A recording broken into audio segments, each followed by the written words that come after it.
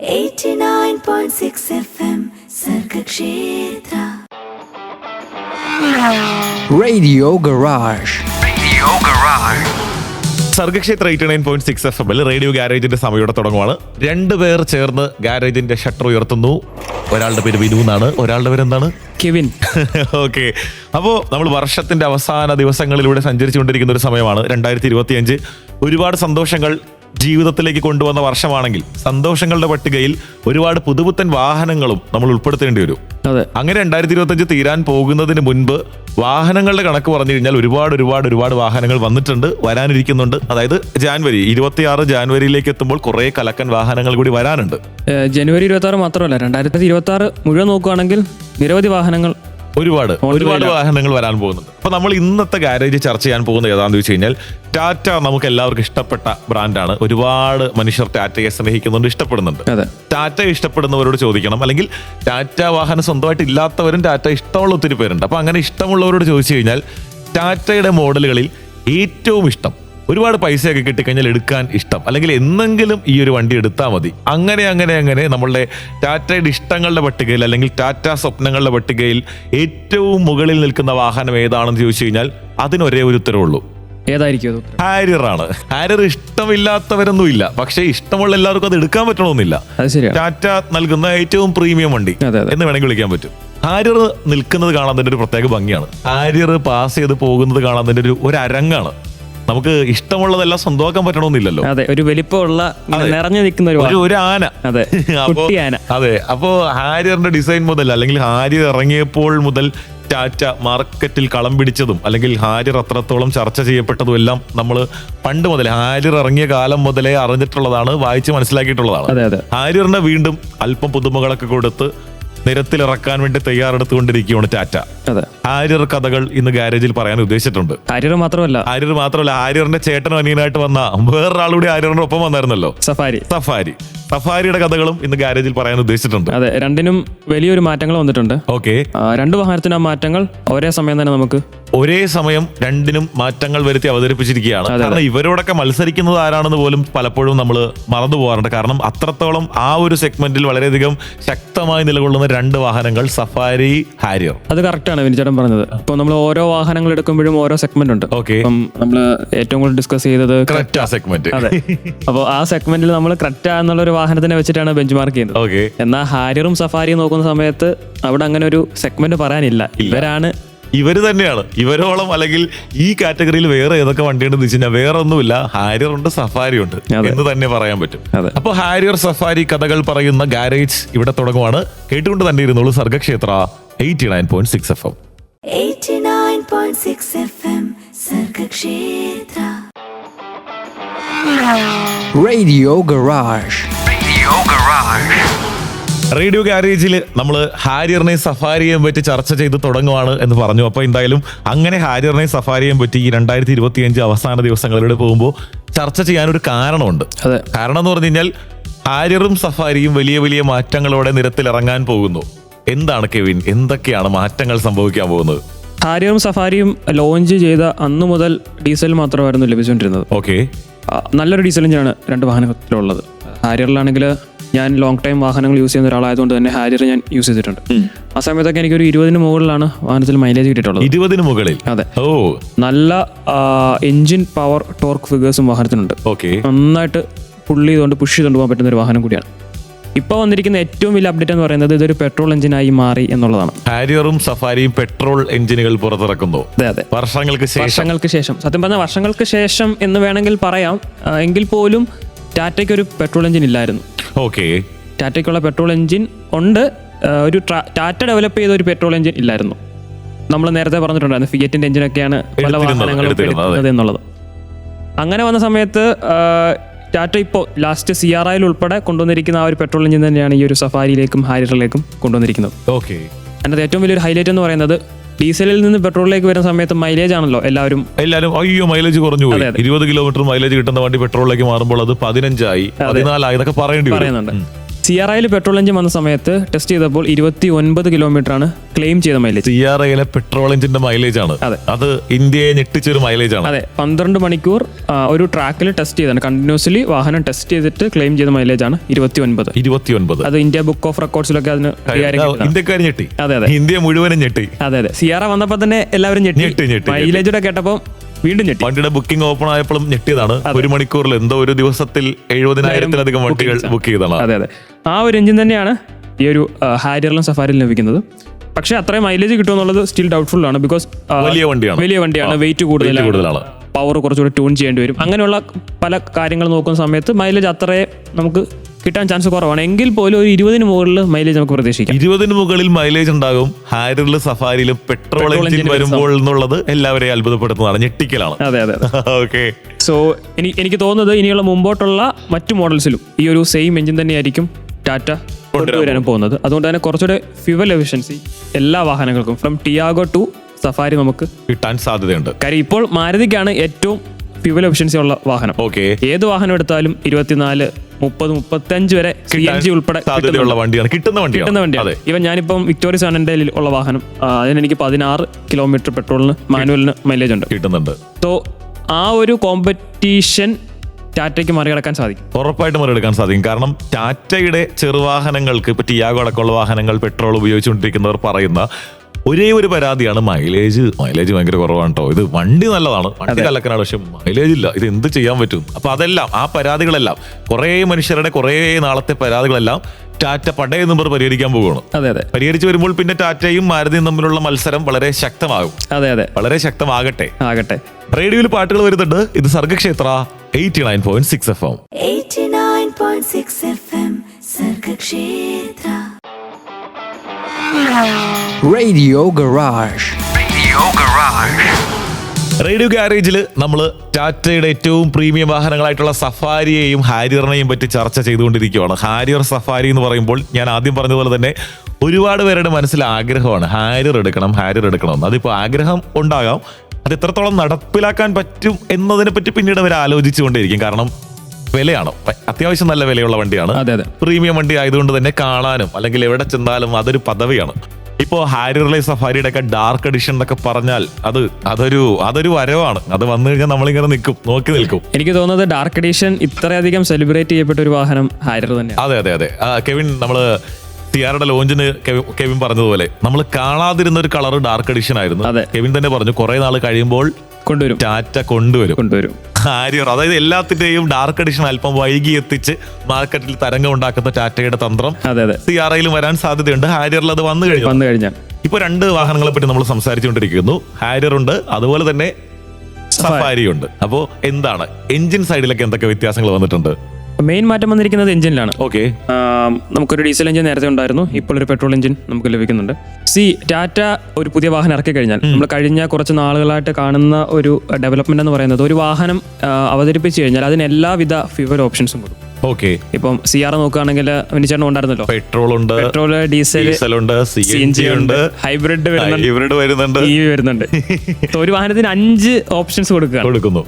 അതുപോലെ തന്നെ ഏറ്റവും അഫോർഡബിൾ ആയിട്ട് എങ്ങനെ വാഹനം വാങ്ങാൻ പറ്റും എന്നുള്ള രീതിയിലേക്ക് അതിനെ കസ്റ്റമൈസ് ചെയ്യുന്നു. ഏകദേശം 30ഓളം വേരിയൻസ് ആണ് ഓരോ വാഹനങ്ങൾക്കും ടാറ്റ കൊടുത്തിരിക്കുന്നത്. ഷോറൂമിൽ നിൽക്കുന്ന ആൾക്ക് തന്നെ കൺഫ്യൂഷൻ ആവും, ഈവൻ നമുക്ക് തന്നെ അതിലും കൺഫ്യൂഷൻ ആവും. ഇതിലേത് എങ്ങനെയൊക്കെ എന്നൊക്കെ ഉള്ളത് വലിയൊരു ചോദ്യമാണ്. അതെ, അപ്പോൾ ഹാരിയറിന്റെ കേസിലേക്ക് വരുന്ന സമയത്ത് നമുക്ക് ഡീസൽ എഞ്ചിൻ ഉണ്ടായിരുന്നു, EV ഓൾറെഡി ഉണ്ട്. എനിക്ക് തോന്നുന്നു CNG അവര് അത്ര ഒരു പ്രീമിയം വാഹനം ആയതുകൊണ്ടായിരിക്കാം അതിന് കൊടുക്കാഞ്ഞത്. പക്ഷെ കൊടുക്കാൻ പറ്റുന്ന ഒരു വാഹനം കൂടിയാണ്.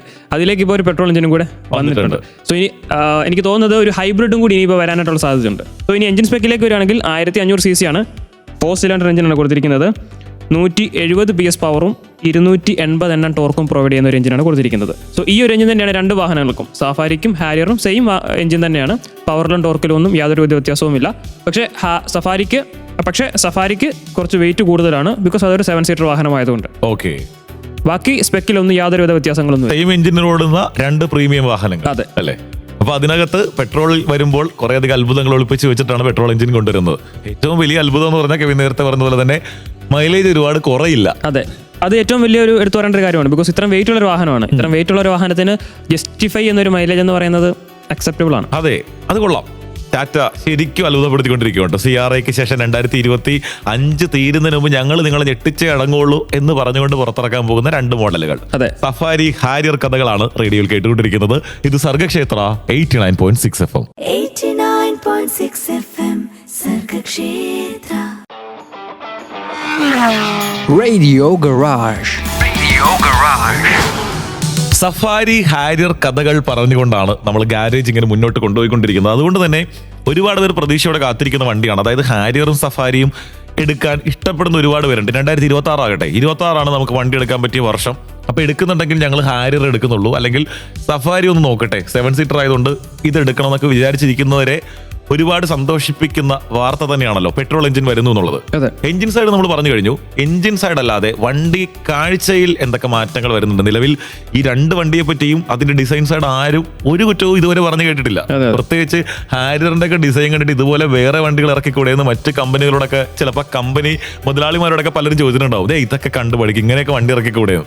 അത്തരം മനുഷ്യരെ കൊതിപ്പിക്കുന്ന ഡിസൈനിൽ ഇറങ്ങിയ ഹാരിയർ ഇതിനകത്ത് ഇനി എന്തെങ്കിലും മാറ്റങ്ങൾ ഉണ്ടാകുമോ വണ്ടിയുടെ എഞ്ചിൻ അല്ലാത്ത ഭാഗങ്ങളിൽ?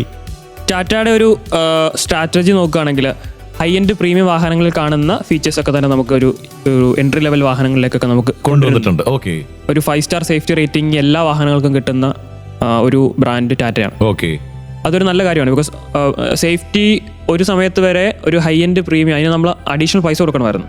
എന്നാൽ ഇപ്പോൾ ഒരു എൻട്രി ലെവൽ അല്ലെങ്കിൽ ഒരു 5 ലക്ഷം 6 ലക്ഷം രൂപയ്ക്ക് കിട്ടുന്ന ഒരു വാഹനത്തിന് പോലും നല്ല സേഫ്റ്റി നമുക്ക് കിട്ടുന്നുണ്ട്. ഫീച്ചേഴ്സ് ആണെങ്കിലും നല്ല സൗണ്ട് ക്വാളിറ്റി ഉള്ള മ്യൂസിക് സിസ്റ്റം, ഇങ്ങനെയുള്ള കുറേ കാര്യങ്ങൾ ടാറ്റയാണ് കൊണ്ടുവന്നത്. ഹാരിയറിലേക്ക് വരുന്ന സമയത്തും നിരവധി ഫീച്ചേഴ്സ് ആഡ് ചെയ്തിട്ടുണ്ട്. എന്നാൽ ഈ ഏറ്റവും പുതിയ 2026 എഡിഷനിലേക്ക് വരുന്ന സമയത്ത് നമ്മൾ ഡിഫൻഡറിലൊക്കെ കണ്ടിട്ടുള്ള കുറച്ച് ഫീച്ചേഴ്സ് ആഡ് ചെയ്തിട്ടുണ്ട്. അത് കലക്കുമല്ലോ. അതെ, എടുത്തു പറയേണ്ട ഒരു ഫീച്ചർ, എനിക്ക് എന്നെ ഏറ്റവും കൂടുതൽ ഇഷ്ടപ്പെടുത്തിയ, എന്നെ ഏറ്റവും കൂടുതൽ അത്ഭുതപ്പെടുത്തിയ ഒരു ഫീച്ചർ എന്ന് പറയുന്നത് നമ്മുടെ വാഹനത്തിന്റെ ഉള്ളിൽ ഒരു മിറർ ഉണ്ടല്ലോ, നമ്മുടെ വിൻഷീൽഡിനോട് ചേർന്നിട്ടുള്ള പിന്നിൽ നിന്ന് വരുന്ന വാഹനങ്ങളെ കാണാനുള്ള അകത്തെ വാഹനത്തിനകത്തെ മിററാണ്, സൈഡ് വ്യൂ മിറർ, അകത്തെ മിറർ. ഈ അകത്തെ മിററിൽ ഇപ്പോൾ ഡിജിറ്റലാണ്, ഡിജിറ്റൽ മിററാണ്. ഓക്കെ, ആ ഡിജിറ്റൽ മിററിൽ 2 ക്യാമറ കണക്ട് ചെയ്തിട്ടുണ്ട്. അതുകൊണ്ട് തന്നെ നോർമൽ കാണുന്ന ആ ഒരു വ്യൂ കാണാൻ പറ്റും. കൂടാതെ ഒരു റെക്കോർഡിക്കൽ വിഷ്വൽ നമുക്ക് ഇതിനകത്ത് വിത്ത് ഓഡിയോ ക്വാളിറ്റി. ചെറിയ പരിപാടികളൊന്നും അല്ല ഇവിടെ സംഭവിക്കുന്നത്. അതായത് ഇത്രയും ചിന്തിച്ചാൽ മതി, ഒരു ഡാഷ് ക്യാമറ നമ്മൾ ഫ്രണ്ടിലും ബാക്കിലും വെക്കുന്നു. ആ ഒരു ഡാഷ് ക്യാമറ നടുവിൽ ആ മിററിലേക്ക് കണക്ട് ആക്കി കഴിഞ്ഞാൽ ഔട്ട്പുട്ട് കിട്ടുന്ന ഒരു ചെറിയ സ്ക്രീനൊക്കെ വെച്ച് ഒന്ന് സെറ്റപ്പ് ആക്കി കഴിഞ്ഞാൽ എങ്ങനെ ഇരിക്കും എന്നുള്ളതൊന്ന് വിഷ്വലൈസ് ചെയ്ത് കഴിഞ്ഞാൽ അതിലുള്ള സഫാരിക്കകത്തുണ്ട്. അതെ, ഇതിന്റെ ക്യാമറ വരുന്നതാണ് ഏറ്റവും വലിയൊരു ഹൈലൈറ്റ് എന്ന് പറയുന്നത്.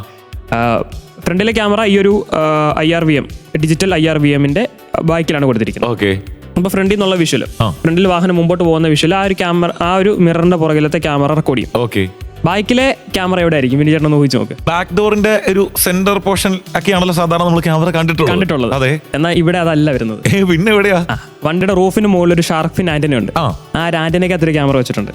റൂഫിന്റെ മുകളിൽ ആന്റിനയ്ക്കകത്ത് ക്യാമറ വെച്ചിട്ടുണ്ട്. ആ ക്യാമറയാണ് ഈ ഒരു IRVMലെ ഡാഷ് ക്യാമറ ആയിട്ട് വർക്ക് ചെയ്യുന്നത്. അപ്പൊ മുകളിൽ ക്യാമറ വെക്കുന്നതുകൊണ്ട് എന്തായിരിക്കും വ്യത്യാസം വരുന്നത്? അത്ര സ്പേസ് കുറയാണ്. അഡീഷണൽ ക്യാമറ വെക്കാനുള്ള ഒരു ബുദ്ധിമുട്ടോ കാര്യങ്ങളൊന്നുമില്ല. ഡിസൈനെ യാതൊരുവിധ രീതിയിൽ മാറ്റുന്നില്ല. ഇപ്പൊ നമ്മൾ സാധാരണ നല്ല ഫിനിഷിംഗ് ഉള്ള വണ്ടിയുടെ ബാക്കിലേക്ക് നോക്കുമ്പോൾ ക്യാമറയ്ക്ക് വേണ്ടി ഒരു സർക്കിൾ, ഒരു ചെറിയ ഹോള് പോലെ കാണുമല്ലോ. അപ്പൊ ഇത് ഇവിടെ ഇരിക്കുന്നതുകൊണ്ട് ഒരു ഭംഗി കുറയുവാണല്ലോ എന്നൊരു ചിന്ത തുടങ്ങിയെടുത്താണ് ഒരുപക്ഷെ ടാറ്റ ക്യാമറയെ മുകളിലേക്ക് മാറ്റാൻ വേണ്ടി തീരുമാനിച്ചത്. പക്ഷേ നോർമൽ ക്യാമറ ഉണ്ട്, റിവേഴ്സ് ഇടുന്ന സമയത്ത് വേറെ ക്യാമറ. അപ്പൊ താഴത്തെ ക്യാമറ മാറ്റിയിട്ടൊന്നുമില്ല, അത് അവിടെ തന്നെ സുരക്ഷിതമായിട്ടിരിക്കുന്നത്. ഒരു ക്യാമറ മുകളിൽ കൂട്ടിയിട്ടുണ്ട്. അതായത് ഒരു ക്യാമറ വെച്ചിരിക്കുന്നത് ഡാഷ് ക്യാം എങ്ങനെ നമ്മൾ വർക്ക് ചെയ്യുന്നു അത് റെക്കോർഡ് ചെയ്യാൻ വേണ്ടിയിട്ട്, വിത്ത് ഓഡിയോ ഉൾപ്പെടെയാണ് റെക്കോർഡ് ചെയ്യുന്നത്. അത് നമുക്ക് മെമ്മറി കാർഡിലേക്കോ അല്ലെങ്കിൽ കണക്റ്റഡ് ഡിവൈസിലേക്കോ സ്റ്റോർ ചെയ്യാനായിട്ട് സാധിക്കും. സോ എന്തെങ്കിലും ഒരു ഇൻസിഡന്റ് ഒക്കെ ഉണ്ടാകുന്ന സമയത്ത് എവിടെയാണ് പ്രശ്നം പറ്റിയത്, ആരുടെ ഭാഗത്താണ് ശരി, ആരുടെ ഭാഗത്താണ് തെറ്റ് എന്നുള്ള കാര്യങ്ങൾ ഓൺ ദ ഗോയിൽ തന്നെ നമുക്ക് കൃത്യമായിട്ട് അറിയാൻ പറ്റും. ഇന്നത്തെ മറ്റൊരു ഹൈലൈറ്റ് ഉള്ളത് ഞാൻ പറഞ്ഞല്ലോ, ആ ഒരു അകത്തെ മിററിന്റെ പുറകിലാണ് ക്യാമറ വെച്ചിട്ടുള്ളത് എന്നുള്ളത്. അത് നമുക്ക് അഡ്ജസ്റ്റ് ചെയ്യാൻ പറ്റും. ആംഗിൾ ചേഞ്ച് ചെയ്യാൻ പറ്റും. അങ്ങനത്തെ ഒരു ഓപ്ഷൻ മറ്റു വാഹനങ്ങളിൽ നമ്മൾ അങ്ങനെ അധികം കണ്ടിട്ടേ ഇല്ല. ക്യാമറയുടെ പൊസിഷൻ ചേഞ്ച് ചെയ്യാൻ, ആംഗിൾ ചേഞ്ച് ചെയ്യാൻ പറ്റും. അതെ, അത് കൊള്ളാം, അത് കലക്കിയിട്ടുണ്ട്. ഓക്കെ, അപ്പൊ ഇങ്ങനെ ഒരുപാട് പ്രത്യേകതകൾ ഒളിപ്പിച്ച് വെച്ചിട്ടുള്ള ഹാരിയറും സഫാരിയും ഏറ്റവും പുതിയ മോഡൽ നിരത്തിൽ ഇറക്കുന്നതിനെ പറ്റിയുള്ള ചർച്ചകൾ റേഡിയോയിൽ ഇങ്ങനെ തകൃതിയായിട്ട് പോയിക്കൊണ്ടിരിക്കുകയാണ്. കെവിനെ നല്ല പാട്ട് കൊടുക്കണം. തീർച്ചയായിട്ടും ഇതിന് നല്ലൊരു കയ്യടിയും കൊടുക്കണം. ഇതിന് കയ്യടിയും പാട്ടും തന്നില്ലെങ്കിൽ പിന്നെ എന്തിന് കയ്യടി കൊടുക്കാനാണ്? റേഡിയോയിൽ പാട്ടുകൾ വരുന്നുണ്ട്. ഇത് Sargakshetra 89.6 FM. 89.6 FM Sargakshetra. Radio Garage.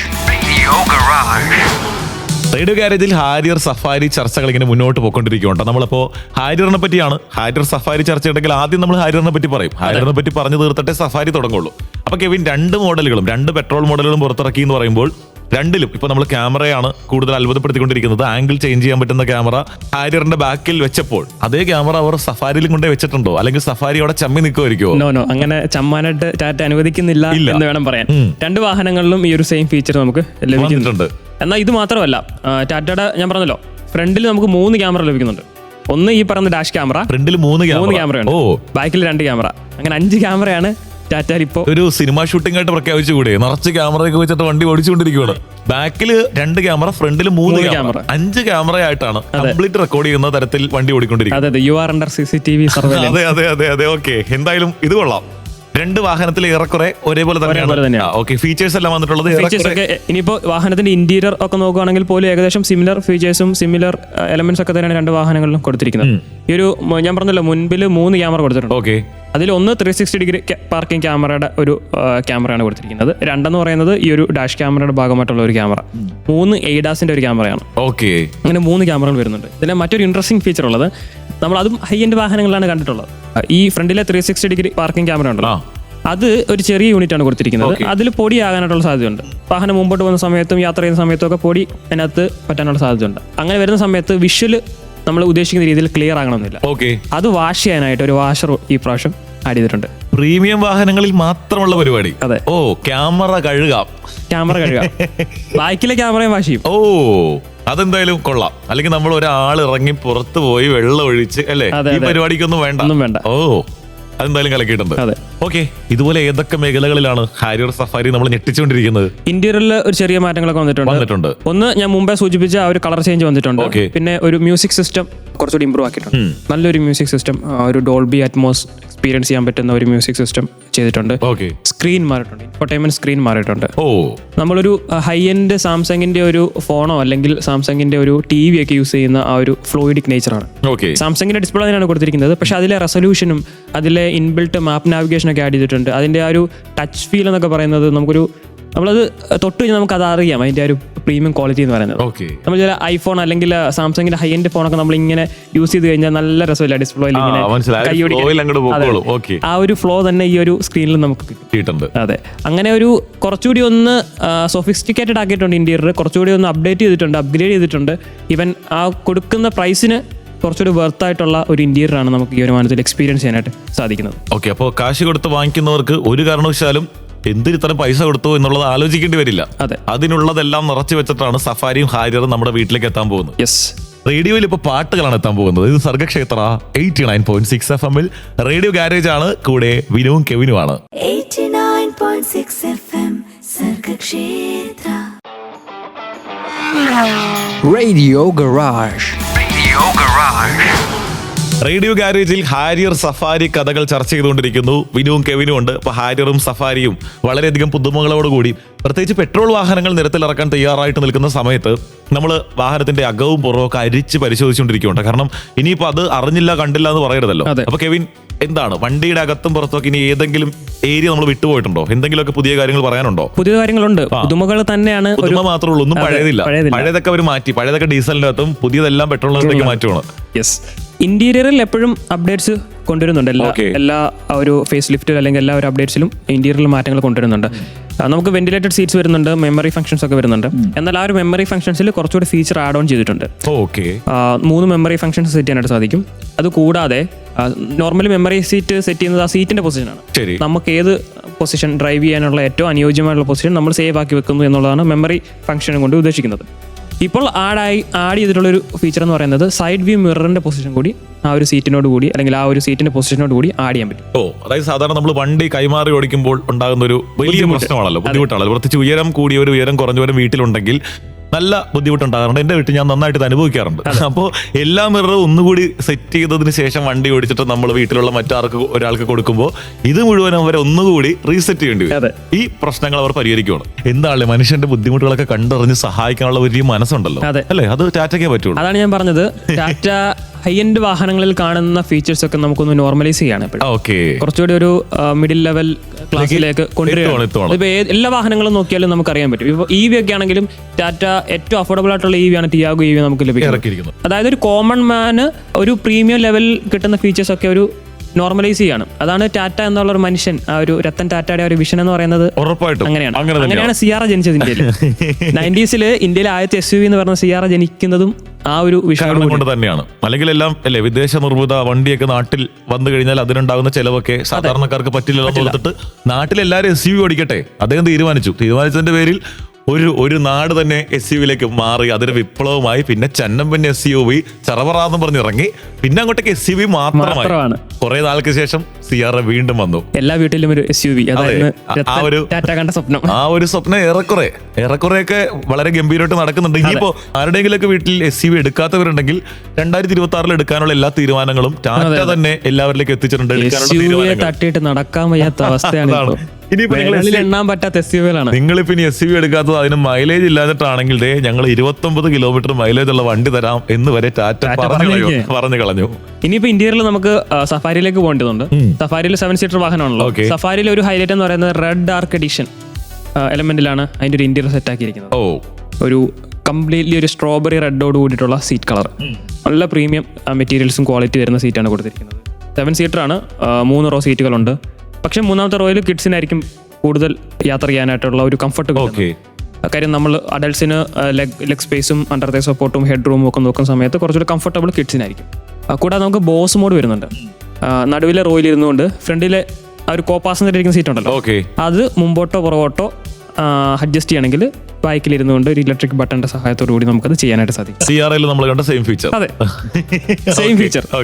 അതൊന്ന് ഇലക്ട്രിക് ആക്കി. ഇലക്ട്രിക് ബട്ടൺ ഉപയോഗിച്ചുകൊണ്ട് അത് കൺട്രോൾ ചെയ്യാനായിട്ട് ഓപ്പറേറ്റ് ചെയ്യുന്ന രീതിയിലേക്ക് കാര്യങ്ങൾ എത്തിച്ചിട്ടുണ്ട്. സോ അങ്ങനെയുള്ള ഫീച്ചേഴ്സ് ആണ് ഒരു സഫാരിയിൽ വരുന്നത്. അപ്പം ഒരു ബിസിനസ് ചെയ്യുന്ന ആൾക്കോ അല്ലെങ്കിൽ ബിസിനസ്സുകാരനായിട്ടുള്ള അല്ലെങ്കിൽ ബിസിനസ് ഓൺ ദ ഗോയിലൊക്കെ ബിസിനസ് മീറ്റിംഗ്സ് ഒക്കെ നടത്തുന്നവർക്ക് രീതിയിലാണ് ഒരു എളുപ്പമാണ്. എല്ലാ ഡോറും തുറന്ന് അകത്ത് കയറി സീറ്റുകൾ അഡ്ജസ്റ്റ് ചെയ്യണ്ട, ഇരുന്നിടത്തിരുന്ന് പരിപാടിയൊക്കെ നടത്താം. അതെ. നോർമലി ബിസിനസ് കാറ്റഗറി പീപ്പിൾസ് ഒക്കെ കുറച്ചുകൂടി ഹൈ എൻഡ് ലക്ഷറി വാഹനങ്ങളിലേക്കാണ് പോകുന്നത്.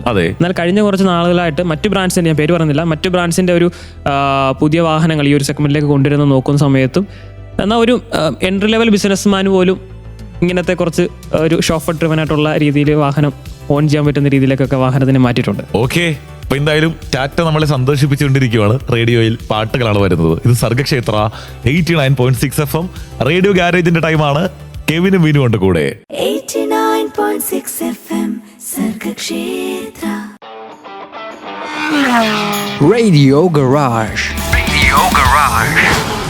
റേഡിയോ ഗാരേജിൽ നമ്മൾ സഫാരി ഹാരിയർ കഥകൾ തന്നെയാണ് പറഞ്ഞുകൊണ്ടിരിക്കുന്നത്. കുറച്ച് കഴിഞ്ഞാൽ എന്ന് പറഞ്ഞാൽ ഒരു 2-3 മാസത്തിനുള്ളിൽ ഹാരിയറിന്റെയും സഫാരിയുടെയും പെട്രോൾ എഡിഷനുകൾ പലരുടെയും വീടുകളിൽ, പലരുടെയും പോർച്ചുകളിൽ കിടക്കുന്നത് നമ്മൾ കാണും. ഇത് കേട്ടുകൊണ്ടിരിക്കുമ്പോൾ പോലും പലരും ഞങ്ങൾ ഇത് വരാൻ വേണ്ടി കാത്തിരിക്കുമായിരുന്നു, ഉറപ്പായിട്ടും ബുക്ക് ചെയ്യാനുള്ള പ്ലാനിലാണ് എന്നൊക്കെ പറയുന്നുണ്ട്. കെവിൻ, ഞാനപ്പോൾ ഒരു സാധാരണക്കാരൻ എന്ന നിലയ്ക്ക് ഒരു സംശയം ചോദിക്കട്ടെ. സാധാരണക്കാരൻ്റെ ഒരു സംശയം ചോദിക്കാം.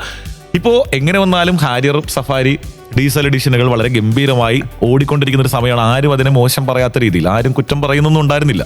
അങ്ങനത്തെ ഒരു സാഹചര്യത്തിൽ പെട്രോൾ എഞ്ചിൻ വരുമ്പോൾ ഇപ്പൊ ആ വണ്ടി വാങ്ങിക്കാൻ ആലോചിച്ചുകൊണ്ടിരിക്കുന്ന മനുഷ്യർ എന്ത് തീരുമാനിക്കും? പെട്രോൾ വാങ്ങിക്കണോ ഡീസൽ വാങ്ങിക്കണോ എന്നുള്ള ചിന്ത അത് എവിടെ കൊണ്ടേ നിർത്തും? അല്ലെങ്കിൽ അതിന് എന്തൊക്കെ കാരണങ്ങൾ പറയേണ്ടി വരും? പെട്രോൾ വാങ്ങിച്ചോളൂ അല്ലെങ്കിൽ ഡീസൽ തന്നെയാണ് നല്ലത്, എന്ത് പറയേണ്ടി വരും? കുറച്ചുനാൾ മുന്നേ ആയിരുന്നെങ്കിൽ ഡീസൽ ഉണ്ടായിരുന്നത് കൊണ്ട് ഡീസൽ മാത്രം വാങ്ങിച്ചാൽ മതിയെന്ന് നമുക്ക് പറയാമായിരുന്നു. എന്നാൽ ഇപ്പോൾ 2 ചോയ്സുകൾ കൊടുക്കാം, എയ്തർ പെട്രോൾ ഓർ ഡീസൽ. ഈ ഒരു പെട്രോൾ എഞ്ചിനിലേക്ക് വരുന്ന സമയത്ത് പുതിയൊരു എഞ്ചിനാണ് ഞാൻ പറഞ്ഞല്ലോ, ഒരു 180 PS പവറും 280 Nm ടോർക്കും പ്രൊവൈഡ് ചെയ്യുന്ന ഒരു എഞ്ചിനാണ് കൊടുത്തിരിക്കുന്നത്.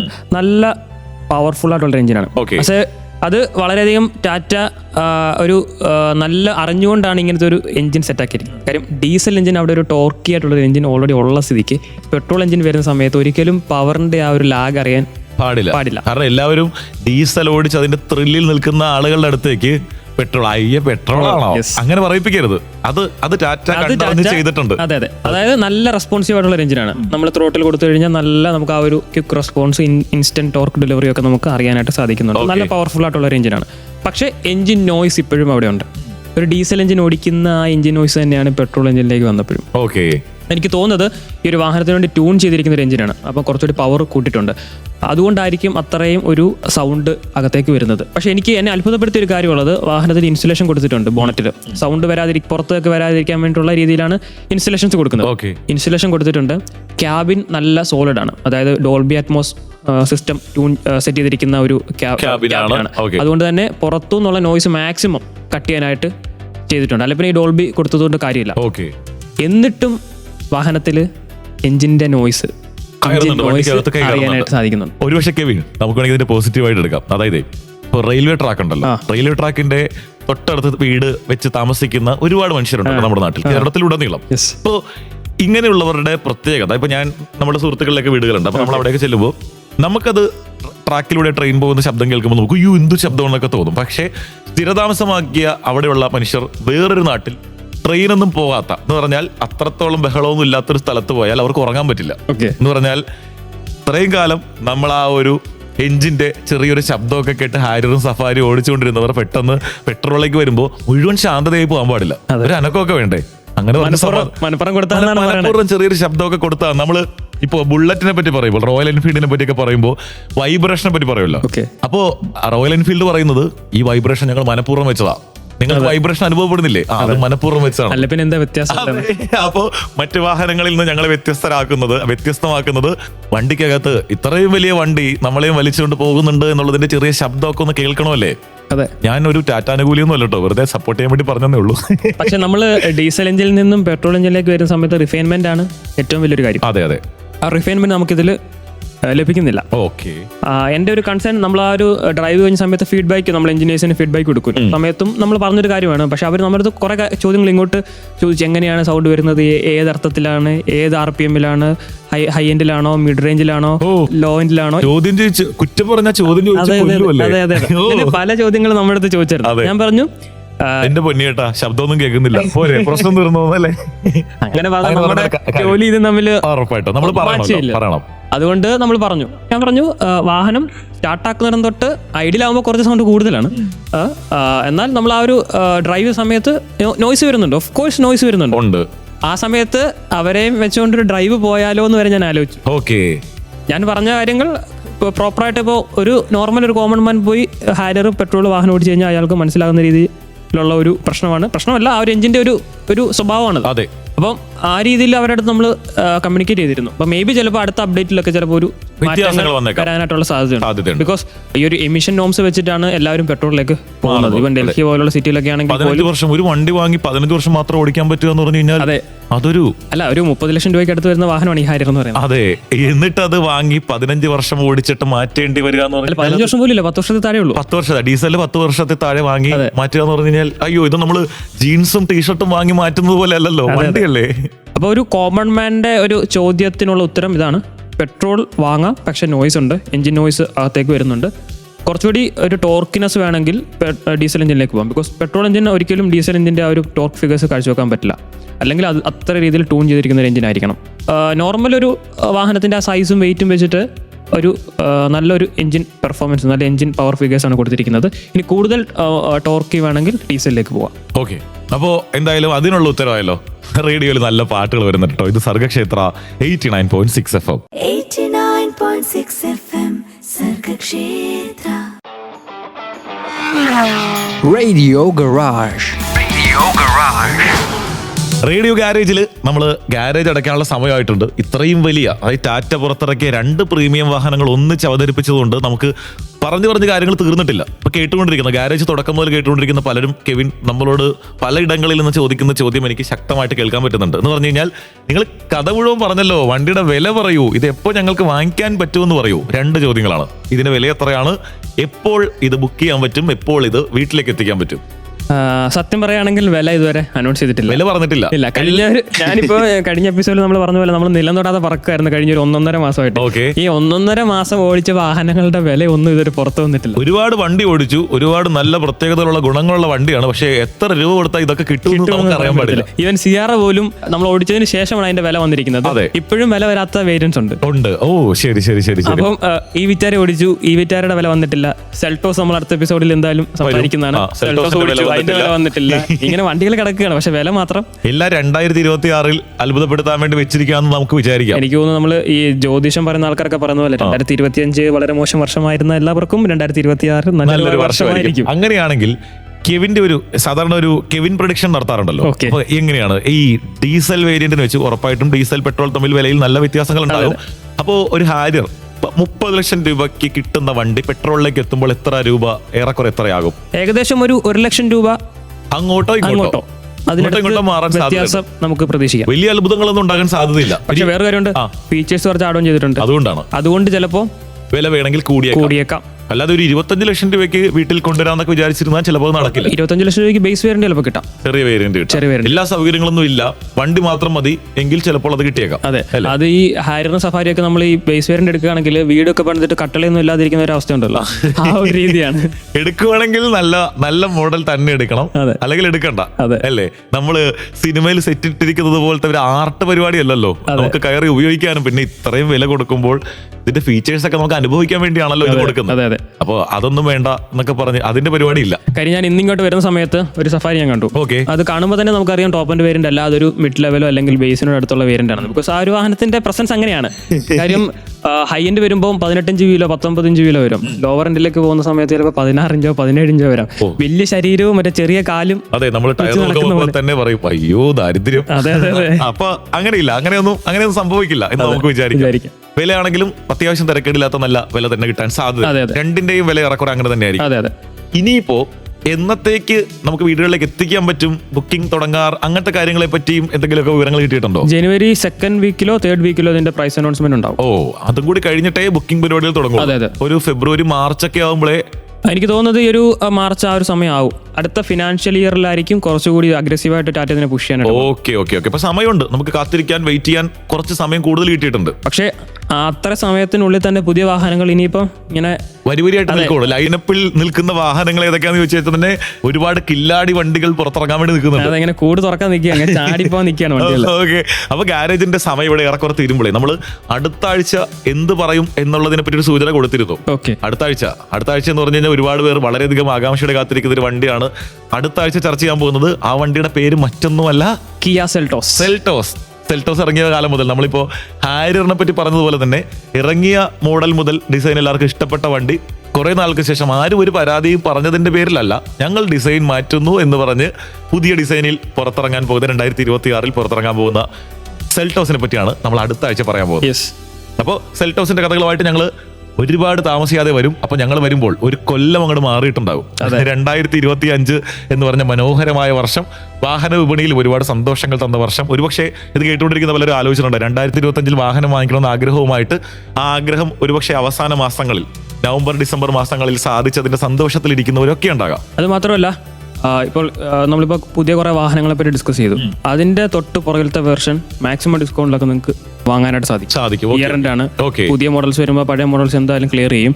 സോ പുതിയ മോഡൽസിലേക്ക് നിങ്ങൾക്ക് പോകാൻ നിങ്ങളുടെ ബഡ്ജറ്റ് അല്ലെങ്കിൽ നിങ്ങൾക്ക് അതിനോട് വലിയ താല്പര്യമില്ല, നിങ്ങൾക്ക് ഒരു വാഹനം വേണം കുറച്ചുകൂടെ ഡിസ്കൗണ്ട് റേറ്റിൽ വേണമെങ്കിൽ ഷോറൂംസിൽ നിങ്ങൾക്ക് 2025 വാഹനങ്ങൾ കിട്ടും. ഓക്കെ, അപ്പോൾ വാഹനം വാങ്ങിക്കാൻ ഉദ്ദേശിച്ചിട്ടുണ്ടെങ്കിൽ, ഇനി പ്ലാൻ ഉണ്ടെങ്കിൽ ഇത്തരം സാധ്യതകൾ കൂടി ഒന്ന് പരിശോധിച്ചിട്ട് വാങ്ങിക്കണം. എസ്പെഷ്യലി സെൽറ്റോസ് പുതിയത് വരുന്നു. പഴയ സെൽറ്റോസ് നല്ല വാഹനമാണ്, പുതിയ സെൽറ്റോസ് നല്ല വാഹനമാണ്. പക്ഷേ പഴയ സെൽറ്റോസ് നിങ്ങൾക്ക് സ്വന്തമാക്കാൻ ഏറ്റവും മാക്സിമം വിലയ്ക്ക് ഡിസ്കൗണ്ടിൽ വാങ്ങാൻ പറ്റുന്ന സമയമാണ്. ഓക്കെ, അപ്പോൾ അതൊക്കെ വളരെയധികം നോട്ട് ചെയ്യപ്പെടേണ്ട കാര്യമുണ്ടോ? വാഹനങ്ങൾ എല്ലാവരും വാങ്ങിക്കട്ടെ, അല്ലേ? എല്ലാവരുടെ വീട്ടിലൊരു വാഹനം എന്നൊരു ആശയത്തിന്മേൽ നമ്മൾ ഷട്ടർ വല്ല അടയ്ക്കുവാണ്. 2 പ്രീമിയം വാഹനങ്ങൾ പരിചയപ്പെടുത്തിയതിന്റെ സന്തോഷത്തിലാണ് ഹാരിയറും സഫാരിയും. ഓക്കെ, അപ്പോൾ സഫാരിയും ഹാരിയറും 2026 ഒരു മാർച്ചോടുകൂടി പുറത്തിറങ്ങുമ്പോൾ കോട്ടയത്തേക്ക് എത്ര വണ്ടി വരും എന്നുള്ളത് മാത്രമാണ് നമ്മൾ ഇനി ആലോചിച്ചുകൊണ്ടിരിക്കുന്നത്. സർഗക്ഷേത്രയിൽ ഹാരിയറും സഫാരിയും വരും. അത് നമ്മൾ തുടങ്ങിയത് വിക്ടോറിയസിലാണ്, ഇപ്പൊ നമ്മൾ ഓടിച്ചുകൊണ്ടിരിക്കുന്നത് വിക്ടോറിയസ് ആണ്. സഫാരി ഹാരിയറും വരും, സർഗക്ഷേത്രയിൽ വരും.